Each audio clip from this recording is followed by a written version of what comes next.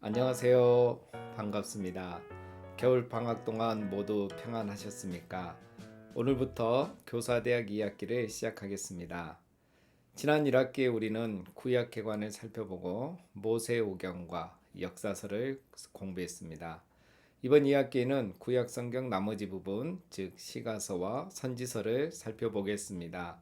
먼저 복습 한 가지 하고 시작할까요? 혹시 시가서와 선지서가 몇 권이었는지 기억나시나요?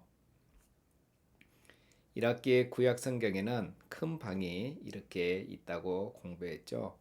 크게 분류하면 역사서, 선지서, 시가서, 선지서 이렇게 되고 자세히 분류하면 모세오경, 역사서, 그리고 시가서, 대선지서, 소선지서 그렇게 해서 5권, 5권, 5권, 12권, 12권. 세로로 하면 총 17권, 5권, 17권. 이렇게 해서 구약 성경은 총 39권이라고 우리가 살펴보았습니다.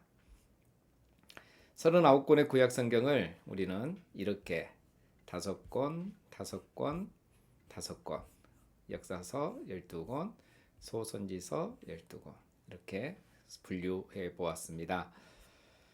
한 가지만 더 복습하겠습니다. 구약을 몇 개의 시대로 구분할 수 있다고 했죠? 네, 10개의 시대로 구분할 수 있습니다. 자, 화면을 보시면 창조시대, 족장시대, 출애굽시대, 광야시대, 정복시대, 그리고 사사시대, 통일왕국시대, 분열왕국시대, 포로시대, 포로 귀환시대 이렇게 10개의 시대로 구분했습니다. 그리고 각 시대의 시대별로 지난 학기에 모세오경 5권과 역사서 여호수아부터 에스라 느헤미야까지 12권을 공부했습니다.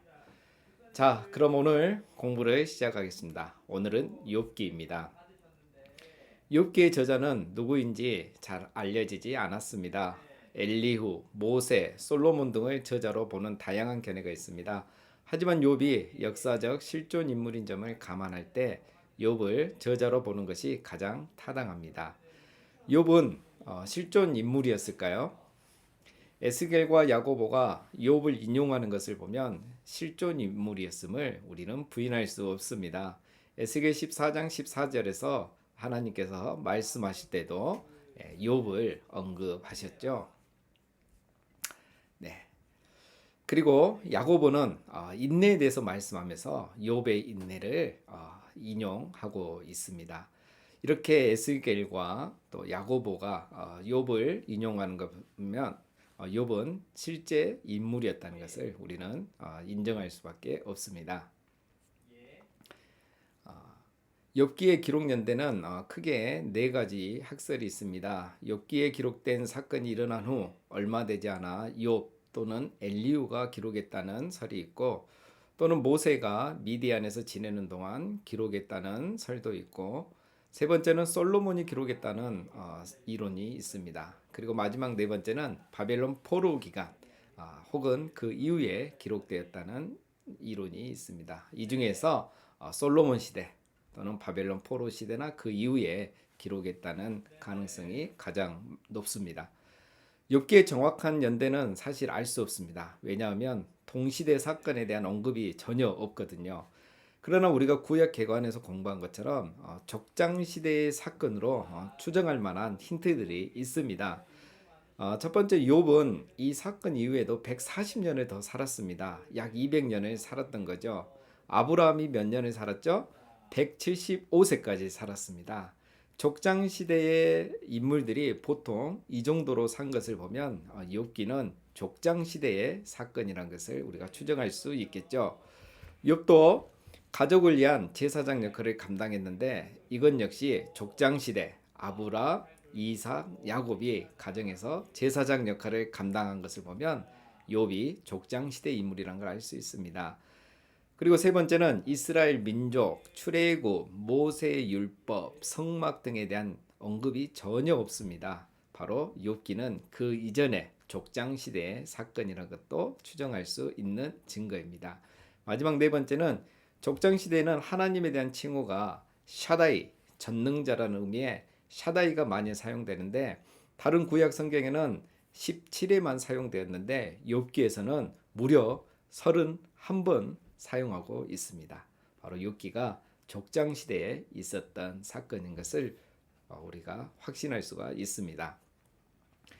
욥기 1장 1절을 보면 욥은 우스 땅에 살았다는 것을 알 수 있습니다. 우스 땅에 욥이라 불리는 사람이 있었는데, 자, 우스는 어디에 있습니까? 이곳이 사해이고 사해 남동쪽에 바로 이 우스가 있습니다. 이곳은 에돔 지역이죠. 나중에 우리가 이 부분은 또 선지서에서 공부를 하겠습니다. 욥기는 굉장히 독특한 성경입니다. 배경은 이스라엘에서 멀리 떨어진 우스이고 곧 살펴보겠지만 등장인물도 이스라엘 사람이 아닙니다. 역사적 시기에 대해서도 정확한 설명이 없습니다. 이것은 저자가 의도적으로 이렇게 했을 것으로 봅니다. 왜 그랬을까요? 부수적인 것이 아니라 핵심에 집중하기 위함입니다.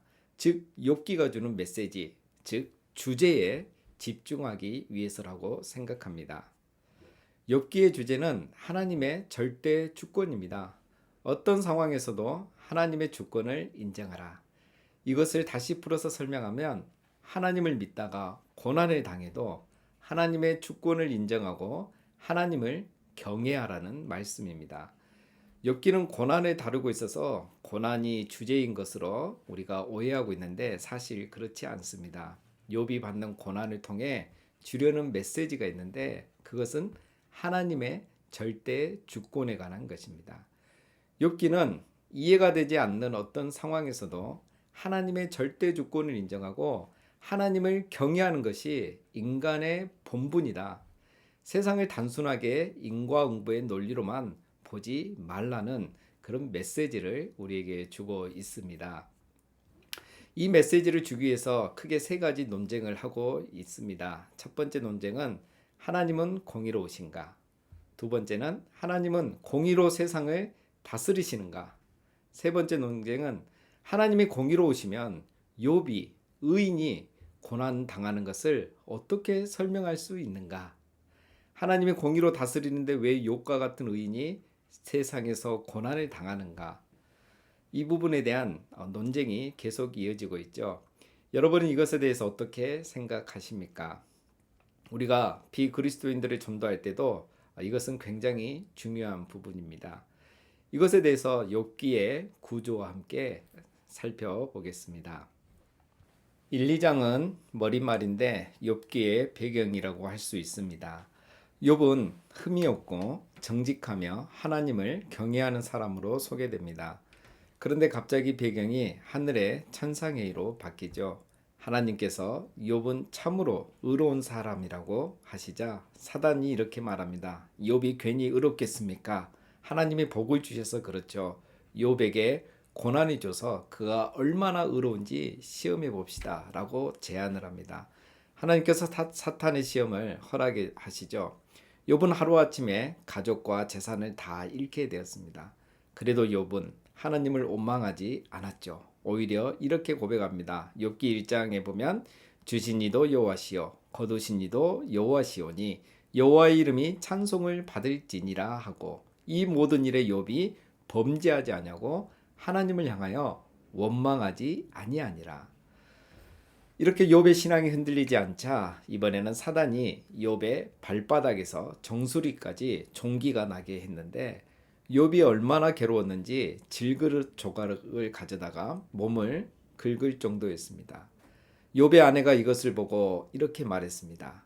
차라리 하나님을 유혹하고 죽으라. 정말 무섭습니다. 이런 말을 듣고도 욥은 입술로 범죄하지 아니했습니다.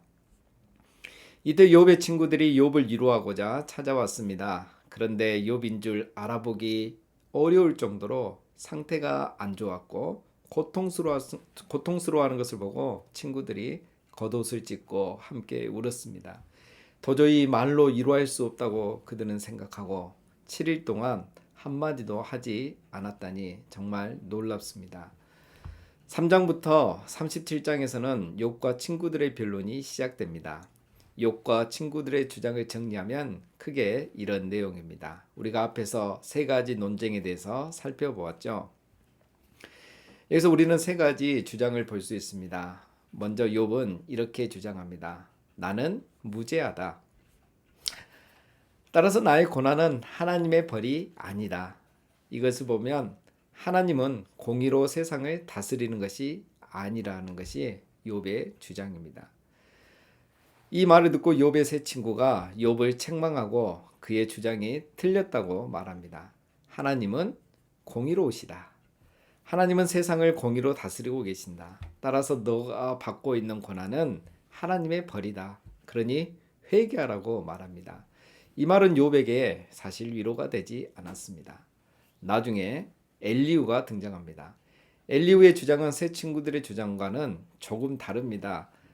엘리후 주장은 공통점은 하나님은 공의로우시다. 하나님은 세상을 공의로 다스린다는 것입니다.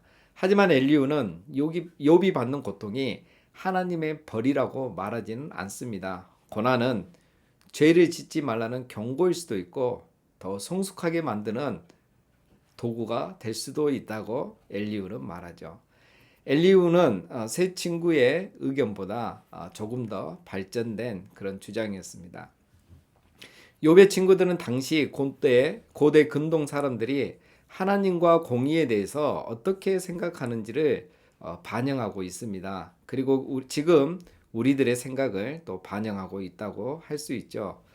여기에서 공통점은 인간은 하나님의 절대 주권을 믿으면서도 인과응보의 세계관으로 세상을 이해하고 있다는 것을 알 수 있습니다. 지금 우리들이 그렇죠.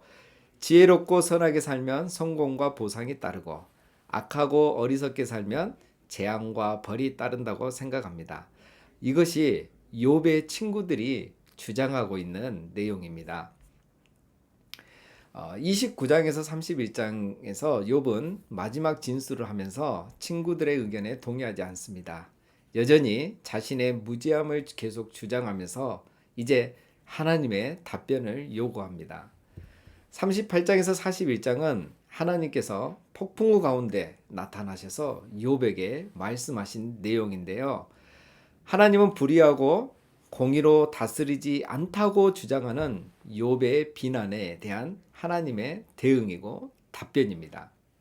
자, 그런데 하나님은 바로 답을 하지 않고 욥에게 가상 우주 체험을 시켜 주십니다. 우주의 질서와 기온에 대해서 질문을 던지기 시작합니다. 너는 내가 땅의 기초를 놓을 때 너가 어디에 있었느냐? 너는 아침이 오도록 명령을 하고 날씨를 주관해 본 적이 있느냐? 그리고 이어서 산양이 풀을 먹는 거, 암사슴이 새끼를 낳는 거, 사자와 암사슴이 먹이를 먹는 것에 대해서 말씀하기 시작합니다. 복잡하죠. 하나님께서 이렇게 말씀하시면서 하시고자 하는 것은 우주와 세상은 너가 생각하는 것보다 훨씬 더 복잡하다. 그런데 너의 시각은 제한적이다. 그러나 하나님은 온 우주를 감찰하고 다스리고 있다. 이 세상은 선하지만 불완전하고 질서가 있지만 무질서해 보이기도 하고 아름답지만 위험한 것이 존재하는 곳이다 라는 것이죠. 따라서 하나님이 불의하신 것이 아니라 세상에는 고난을 방지하도록 설계되어 있지 않다는 것입니다. 결론적으로 하나님께서 욥에게 하시고자 하는 말씀은 너는 그런 주장을 할 위치에 있지 않다. 내가 할 수 있는 것은 하나님의 절대 주권을 신뢰하는 것이다. 그리고 지금처럼 이해되지 않지만 악에서 떠나고 하나님을 경외하며 살아야 한다라는 말씀입니다. 욥은 하나님이 하시고자 하는 말씀을 바로 깨닫게 됩니다. 42장 1절에서 6절에 자기의 깨달음을 말하면서 욥은 하나님 앞에 회개하게 되죠. 그리고 하나님은 욥을 용서하시고 욥에게 처음보다 더 큰 축복을 주셨습니다. 이후에 욥은 140년을 더 살면서 아들과 손자 4대를 보면서 늙어서 나이가 다 차서 죽게 되는 그런 축복을 받게 되었습니다. 자, 이제 욥기가 우리에게 주려는 교훈을 정리해 보겠습니다. 이 세상을 첫 번째는 세상을 인과응보의 논리로만 말할 수 없다는 것입니다. 우리가 이유를 알 수 없는 고난이 많다는 겁니다. 우리가 세상의 모든 현상을 다 이해하고 해석할 수 없다는 거죠. 우리는 모든 것을 해석하고 설명하고 설득하려고 하는데 이것은 굉장히 위험한 겁니다. 선악과를 먹는 것과 같은 거죠. 그러면 우리는 어떻게 해야 되겠습니까? 우리가 할 수 있는 것은 하나님의 주권을 인정하고 끝까지 하나님을 신뢰하는 거죠. 우리가 다 할 수는 없지만 하나님께서 그분의 주권대로 세상을 다스리고 있다고 인정하고 하나님을 신뢰해야 합니다. 세상이 악하고 이유를 모르는 고난을 당해도 우리는 여전히 하나님을 경외하고 악에서 떠나야 합니다. 우리가 고난당할 때 우리가 할 수 있는 것은 하나님을 원망하지 않고 하나님을 신뢰하고 여전히 악을 행하지 않는 것입니다. 이것이 바로 창조주 하나님을 신뢰하는 신앙이라고 할 수 있죠. 마지막으로 한 가지 더 적용하자면 고난 중에 있는 사람을 위해서 내가 할 수 있는 것이 무엇일까요? 그것은 욥의 세 친구들처럼 이해시키고 설득하려고 하는 것이 아니라 그 고난당하는 사람의 이야기를 들어주면서 공감하고 위로하고 기도하는 것입니다. 고난받는 이유를 해석하고 설명하려는 순간 우리는 욥의 친구들처럼 실수하게 됩니다. 나 역시 하나님의 주권 아래 있는 미약한 존재이기에 그 이유를 다 알 수 없는 거죠. 이때는 이야기를 들어주고 공감하고 위로해주고 함께 기도해주는 것이 가장 큰 힘이 될 것입니다. 다음은 시편을 공부하겠습니다. 시편은 150개의 고대 히브리어 시, 노래, 기도문의 모음집으로서 이스라엘 역사에 각기 다른 시기에 쓰여졌습니다. 시편은 무명의 저자를 제외하면 총 7명의 저자가 기록한 것으로 봅니다. 다윗이 75편의 시를 지었는데 시편의 절반을 차지하고 있죠. 아삽이 12편, 고라 자손이 10편, 솔로몬이 2편, 그리고 모세와 헤만과 에단이 각 한 편씩 기록하였고 무명의 저자가 48편을 기록해서 전체의 시편의 3분의 1을 차지합니다. 시편은 언제 기록되었을까요? 시편은 모세 때부터 포로 귀환 시기까지 대략 1000년이 넘는 기간에 걸쳐서 기록이 되었습니다. 구약의 10시대로 말하면 창조 시대와 족장 시대 이후인 출애굽 시대부터 마지막 10번째 시대인 포로 귀환 시대까지입니다.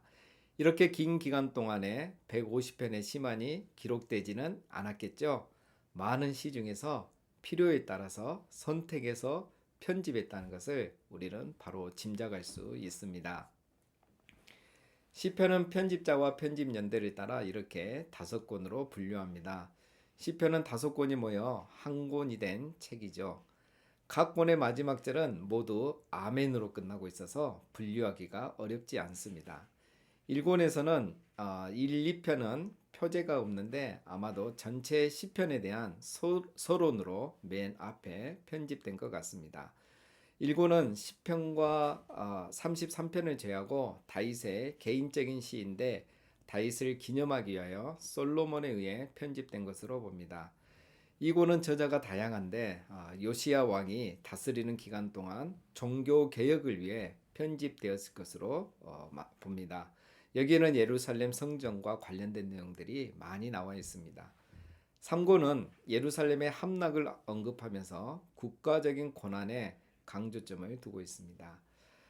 4권은 다윗의 시가 많은 비중을 차지하고 있는데 대부분 예배 의식을 위한 것으로 에스라에 의해 편집된 것으로 보입니다.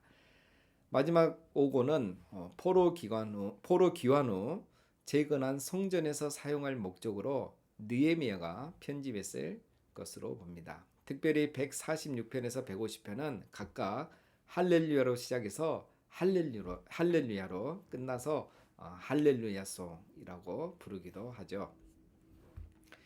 시편은 말씀드린 것처럼 모세 시대부터 포로 귀환 시대에 기록이 되었으니까 이스라엘 가나안 땅에서 기록되었다고 할 수 있습니다. 시편은 하나님의 구원에 대한 하나님 백성의 예배와 응답입니다. 모세오경과 역사서는 이스라엘을 향한 하나님의 구원의 역사에 대한 기록이고, 선지서는 이스라엘을 향한 하나님의 말씀이죠.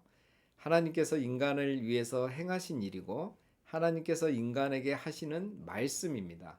위에서 아래로 내려오고 있죠. 하지만 시편은 하나님의 말씀과 구원에 대해 인간이 응답하는 것이죠. 하나님의 말씀을 순종하면서 반응한 고백과 기도가 시로 남은 것입니다. 하나님의 구원을 감사하며 찬양하는 내용이 시로 이렇게 기록되었다고 할 수 있습니다. 시편의 공통된 주제는 예배입니다. 하나님은 어떤 분이신지, 무슨 일을 행하셨고 무슨 일을 하실 것인지에 대한 신앙 고백과 찬양이죠. 모세오경과 역사서는 하나님의 율법과 구원 역사입니다. 예언서는, 선지서는 이스라엘을 향한 하나님의 말씀이죠. 시편은 하나님의 말씀과 구원에 대한 이스라엘의 응답입니다. 즉 하나님의 구원에 대한 하나님 백성의 예배와 응답입니다. 즉 시편은 인간이 하나님께 말을 한 내용이죠. 이것이 기도와 고백과 찬양으로 기록된 것입니다. 그래서 여러분, 시편은 내가 하나님께 무슨 말을 해야 할지, 어떻게 기도하고 찬양을 해야 할지 모를 때 시편을 읽으시면 큰 도움이 되실 겁니다. 참고로 시편은 입으로 소리 내어서 읽으면 좋고요. 또 다른 번역 성경을 함께 읽어보면 또 다른 은혜의 맛을 볼 수 있답니다. 시편에는 예수 그리스도가 많이 나타나고 있습니다. 왕이신 예수님, 종이신 예수님, 인자이신 예수님의 모습이 많이 나타나고 있고, 특히 시편에는 메시아에 대한, 구원자 예수님에 대한 수많은 예언이 있고, 그 예언들이 신약에서 성취가 되었죠. 마지막으로 시편을 위한 팁 2가지 살펴보겠습니다. 시편을 읽다 보면 어려운 용어가 나오는데 그 2가지 공부하겠습니다. 셀라, 이 말이 자주 나오죠. 지금 정확한 의미를 알 수는 없지만 보통 멈추다, 올리다는 의미로 생각하면 되겠습니다. 시편을 찬양으로 부르면서 잠시 쉬라, 멈추라는 의미일 수도 있고, 또 잠시 멈추어서 묵상하라라는 의미일 수도 있고, 음악 용어로 포르테, 강하게의 의미도 있을 수 있습니다. 자, 그러면 우리는 셀라가 나올 때 오늘 이 시대에는 어떻게 이걸 인용하면 좋을까요? 셀라가 나올 때는 잠시 멈추고 그 부분을 강하게, 즉 집중해서 읽고 묵상하면 좋을 것 같습니다. 그리고 이제 다윗의 믹담시라는 내용이 있는데요. 시편 중에서 6편이 이 다윗의 믹담시라는 표제가 있습니다. 믹담이란 말의 의미도 사실 지금은 정확하게 알 수가 없는데 크게 2가지로 우리가 추측하고 있습니다. 먼저는 통상 황금시, 금원시라고 불려집니다.